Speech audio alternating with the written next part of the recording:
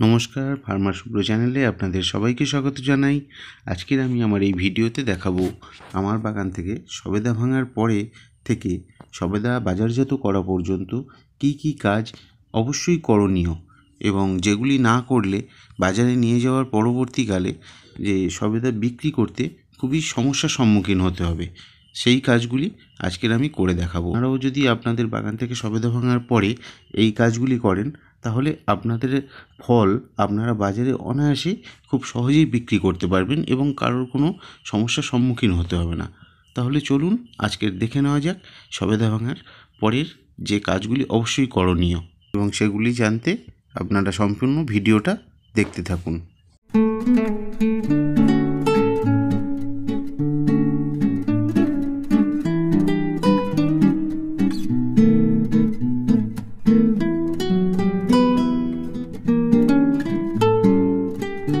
আরেকটি বিষয় আপনাদের সাথে শেয়ার করার ছিল, সেটি হলো সবেদা পুরুষ্ট হয়ে গেছে কিনা আপনারা বুঝবেন কী করে। আপনারা আপনাদের আঙুলের টিপ দিয়ে সবেদার গাটা ঘষে দেখবেন, যদি সবুজ হয়ে থাকে তাহলে তখনও বাকি আছে, আর যদি হলুদ হয়ে যায় তাহলে তৈরি হয়ে গেছে। সবেদা পাড়ার পরে জলে ভালো করে ধুয়ে ফেলতে হবে, না হলে যে আটাটা বের হয় সেটা গায়ে লেগে থাকলে পরবর্তীকালে বিক্রি করতে অসুবিধা হতে পারে। সবেদা পাড়ার পরে সমস্ত সবেদাগুলো ধুয়ে নেওয়ার পরে এগুলোকে হালকা করে শুকিয়ে নিতে হবে এবং তারপরে বাজারে নিয়ে যাওয়ার জন্য ব্যাগ বা ঝোড়াতে সুন্দরভাবে কলা পাতা ব্যাগের গায়ে বা ঝোড়ার গায়ে এবং ব্যাগের তলায় বা ঝোড়ার তলায় সুন্দরভাবে সাজিয়ে নিতে হবে। আপনারা এখানে খেয়াল করলে দেখতে পাবেন যে কাকু এখানে ব্যাগের ভিতরটা কি সুন্দর করে কলা পাতা দিয়ে সাজিয়ে নিয়েছেন।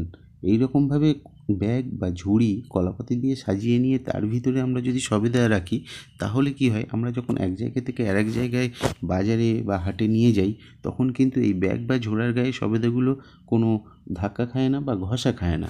তার ফলে সবেদাগুলো দেখতে ভালো থাকে এবং সুন্দর থাকে, এবং সহজেই আমরা যখন বাজারে বা হাটে নিয়ে যাই তা ব্যবসায়ীদের নজরে পড়ে যায় এবং বিক্রি হয়ে যায় খুব সহজেই এবং ভালো দামও পাওয়া যায়।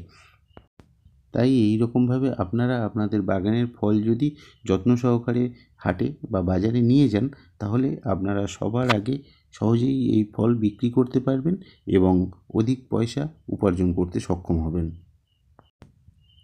আমার এই ভিডিওটা দেখে যদি আপনাদের সামান্যতম উপকার হয়ে থাকে তাহলে ভিডিওটা লাইক করবেন, নতুন হলে চ্যানেলটা সাবস্ক্রাইব করবেন এবং বেল আইকনটা প্রেস করে দেবেন যাতে পরবর্তী ভিডিও আপলোড করার সাথে সাথে আপনাদের মোবাইল বা কম্পিউটারে নোটিফিকেশান পৌঁছে যায়।